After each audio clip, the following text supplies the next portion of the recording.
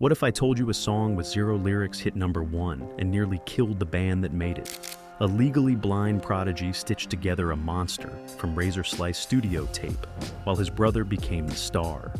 Then came drugs to numb the exhaustion, and a keyboard player who strapped synthesizers to his chest just to feel free. The machine devoured them all, but the monster refused to die. This is the rise and fall of the Edgar Winter Group. Beaumont, Texas, December 28, 1946. When Edgar Holland Winter entered the world, he was immediately marked as different. He and his older brother Johnny were both born with albinism and legal blindness, a genetic occurrence so rare that doctors told their father the odds were 1 in 100,000.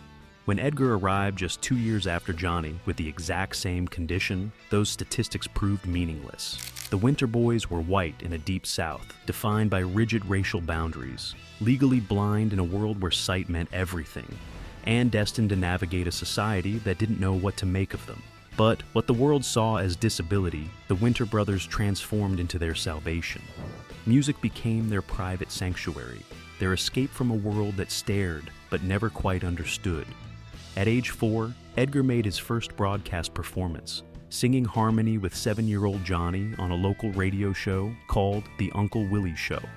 Before we continue, don't forget to like and subscribe to the channel. The brothers shared the stage, but they inhabited different musical universes. Johnny was the purist, worshiping the acoustic Delta blues of Muddy Waters and Howlin' Wolf, dreaming of becoming a guitar hero. Edgar was the weird kid who preferred the sophisticated urban blues of Ray Charles and the improvisational freedom of jazz giants like John Coltrane and Miles Davis. Johnny had singular focus. Edgar had everything else. He taught himself saxophone, keyboards, percussion, whatever instrument could help him build the complex soundscapes forming in his mind. Their albinism granted them an unexpected passport. In the segregated Texas of the 1950s and early 60s, the Winter boys had what one observer called an invisible green card into the black blues clubs where authentic American music was being forged. By the time Johnny performed at Woodstock in 1969, Edgar was still searching for a sound that could contain all his influences. Soon after, he joined his brother's band on tour, but he wasn't chasing Johnny's dream, he was chasing his own. By the early 1970s, Edgar felt a creative restlessness gnawing at him. He wanted something more wild, more unrestrained, something that could bridge the gap between his R&B roots and a futuristic hard rock aesthetic. In late 1972, Edgar formed the Edgar Winter Group, a leaner, meaner 4-piece unit featuring guitarist Ronnie Montrose, bassist Dan Hartman, and drummer Chuck Ruff. This wasn't a backing band. These were individual stars in their own right, each bringing a distinctive voice to the collective sound. They entered the studio with producer Rick Derringer to record what would become They Only Come Out at Night, an album designed to streamline Edgar's influences into something FM radio could embrace. The seismic shift occurred almost by accident. During recording sessions, the band would warm up with a long improvisational jam they called the Double Drum Song, a sprawling instrumental featuring a dual percussion solo between Chuck Ruff on drums and Edgar on timbales. It was loose, experimental, never intended for public consumption. But Rick Derringer, sensing something unique in the chaos, kept the tapes rolling. The original jam ran nearly 20 minutes. To transform it into a radio-friendly track, Edgar and Derringer had to physically cut the master tape with razor blades, draping strips of magnetic tape across studio chairs to organize the segments they wanted to keep. When drummer Chuck Ruff walked into the studio and saw the mess of tape dangling from chairs, he stopped dead. "Wow, man, it's like Frankenstein," he said, drawing the analogy of an arm here, a leg there, body parts stitched together to create something that had never existed before. Edgar looked at the tape, looked at Chuck, and in that moment understood exactly what they'd created. Wow, that's it. The song that emerged from that surgical procedure was unlike anything on American radio. The lumbering, monster-like beat. The futuristic sounds of the ARP 2600 synthesizer, one of the first times a synthesizer had ever been featured as the lead instrument on a hit record. The raw power of Montrose's guitar work, the relentless drive of the rhythm section. It was technology and humanity colliding in real time, and it sounded dangerous. Their label didn't understand what they had. When they released the single in early 1973, they made Hangin' Around the A-side and relegated Frankenstein to the B-side, a throwaway track, filler for the real song they were trying to push. But FM radio DJs had other ideas. By May 1973, Frankenstein hit #1 on the Billboard Hot 100. An instrumental, no lyrics, no commercial compromise. Just pure, unfiltered sound. For listeners of the early 70s, this was revolutionary. It proved that creativity could still win, that a complex experimental track could dominate the pop charts if it was good enough, bold enough, strange enough to capture the imagination. Rick Derringer later reflected on the spontaneity of it all. I always had tape rolling. I suggested there was enough material on the reels of tape to edit down into a song. The monster was alive, and it was hungry. The success of Frankenstein and the follow-up Free Ride, written by Dan Hartman, catapulted the Edgar Winter Group from regional clubs to the heights of arena rock almost overnight. The transition was jarring. For Edgar, who had always viewed himself as a serious musician and jazz enthusiast, becoming the Frankenstein band brought both exhilaration and a profound sense of entrapment. Edgar pioneered something that would change live performance forever: the keyboard body strap. Watching guitarists command the stage with their mobility, Edgar had a revelation. He looked at his ARP 2600 synthesizer and thought, "Wow, looks like you could just pick this thing up, put a strap on it, and play it like a guitar." He was one of the first people to have the idea. Strapping the keyboard around his neck like a guitar, he achieved the on-stage mobility of a lead guitarist, transforming what had been a stationary instrument into a weapon of visual and sonic power.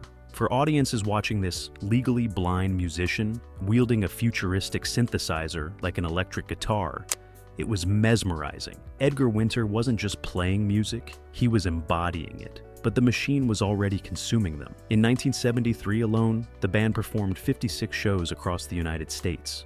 Another 45 in 1974. The touring schedule was physically demanding for any musician, but especially for someone who was legally blind and navigated the world with significant assistance. The pressure from their label and the broader media was constant and absurd. Because Frankenstein was so unique, the industry's immediate reaction was to demand a replica. Record executives actually suggested Edgar write follow-ups titled Dracula or The Wolfman to capitalize on the monster rock theme. Edgar's response was immediate and emphatic. No, that's not going to happen. The very thing that made the band successful, the individual star quality of its members, began to create instability. Ronnie Montrose, whose wild and crazy guitar style was a centerpiece of the sound, felt the growing pains of being in someone else's band. He wanted to create a vehicle where he could drive himself, where his vision could take the wheel. In 1973, shortly after the peak of Frankenstein, Montrose departed to form his own group with a young vocalist named Sammy Hagar. This was the first crack in the foundation. Success, while lucrative, had turned into a grind that demanded more than the artists were prepared to give. Edgar later reflected on this period with remarkable clarity. There just wasn't quite enough room for the talent and the desire that everyone had. I needed a creative vehicle to be something that could drive myself. The man who couldn't see the crowd he was playing for could see exactly what was happening to his band. The monster they'd created wasn't just a song anymore. It was a machine. And machines don't stop until someone pulls the plug or the engine burns out completely. By 1974, during the recording and touring of the second album, Shock Treatment, the physical and mental toll of the preceding 2 years began to manifest as total burnout. The band was caught in a cycle of repetitive motions, touring, recording, performing the same hits night after night.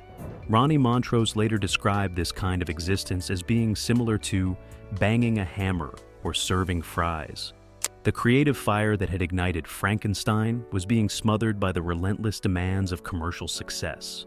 Substance abuse became a pervasive coping mechanism.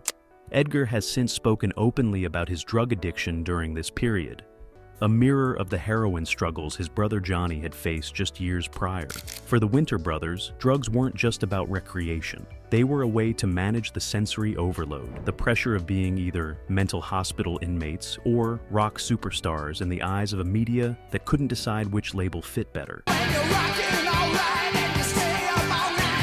The internal cohesion of the band dissolved as members pursued individual ambitions. Dan Hartman, the secret weapon who had written Free Ride, was increasingly looking toward a solo career and production work. By 1975, the Edgar Winter Group was a shadow of its former self. The final studio album of the classic era was an aggregate effort where each member was encouraged to pursue solo projects while reconvening for the band. But this decentralized approach only accelerated the fracturing of the lineup. Edgar himself was unraveling, retreating into the jazz-style solo project Jasmine Night Dreams as a way to escape the monster rock persona that had been thrust upon him. This album represented everything he'd wanted to explore before Frankenstein made him famous. The improvisational freedom, the sophisticated harmonies, the music he actually loved. But the audience that had embraced the monster wasn't interested in his jazz experiments. The spotlight was moving on. Disco was exploding. New wave was arriving with its synthesizers and skinny ties. The arena rock that had dominated the early 70s was suddenly yesterday's news, and record labels were terrified of being left behind. The band that had defined 1973 was quietly fading from the cultural forefront. Edgar later admitted to the difficulty of this period. I can see how that would be a wonderful, rewarding thing, but I tour all the time.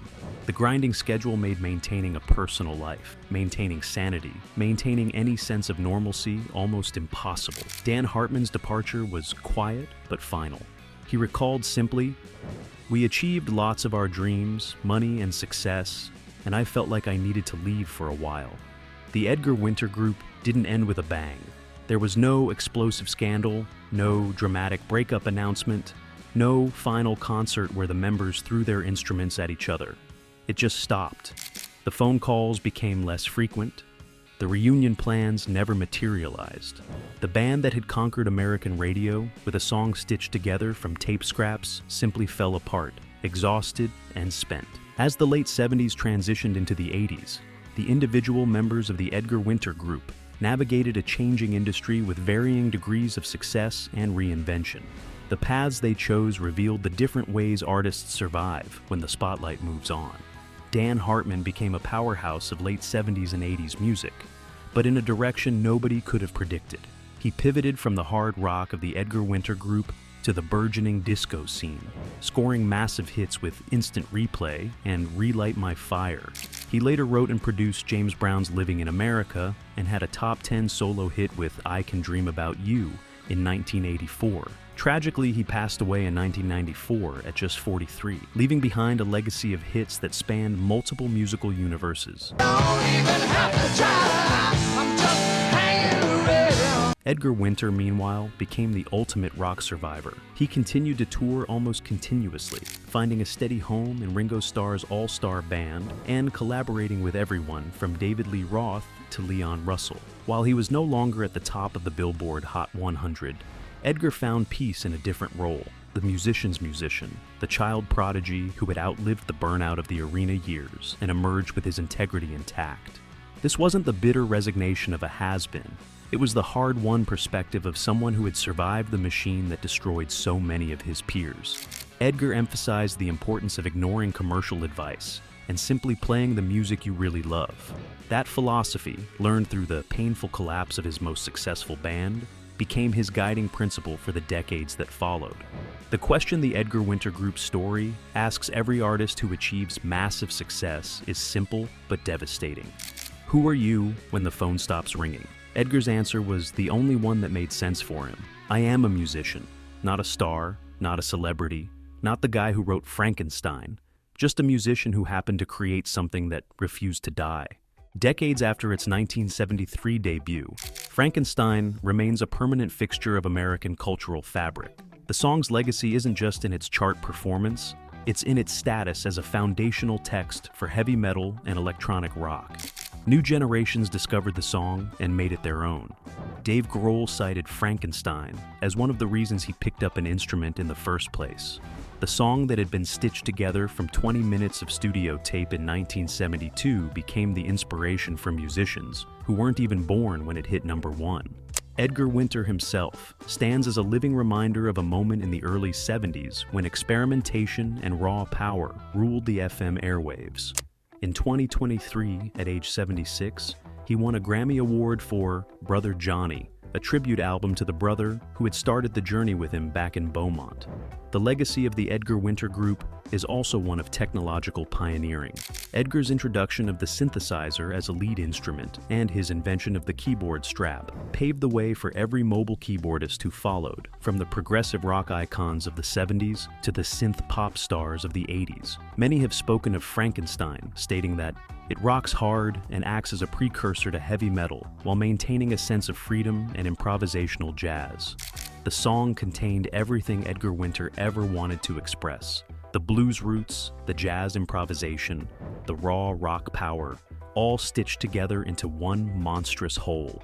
Reflecting on his entire career, he used the metaphor that had defined his greatest success, sewing it all together to make it into one long Frankenstein of a career.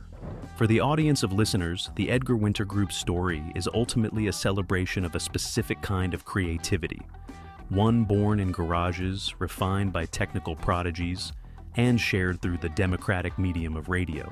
It's a reminder of the days when Frankenstein wasn't just a monster in a movie, but a sound that hit you in the chest and made you feel like anything was possible on the FM dial. The band that created it may have collapsed under the weight of success, but the monster they stitched together in that studio refused to die. It still stalks the airwaves, still makes new converts, still proves that sometimes the most lasting art comes from the most unexpected places.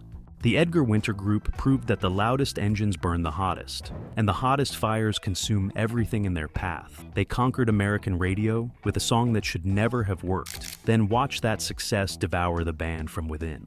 But Edgar Winter survived, not by chasing the monster, but by remembering he was a musician first. The legacy isn't tragedy, it's resilience. What's your memory of hearing Frankenstein for the first time? Drop it in the comments below, and don't forget to like and subscribe for more untold stories from rock's golden era.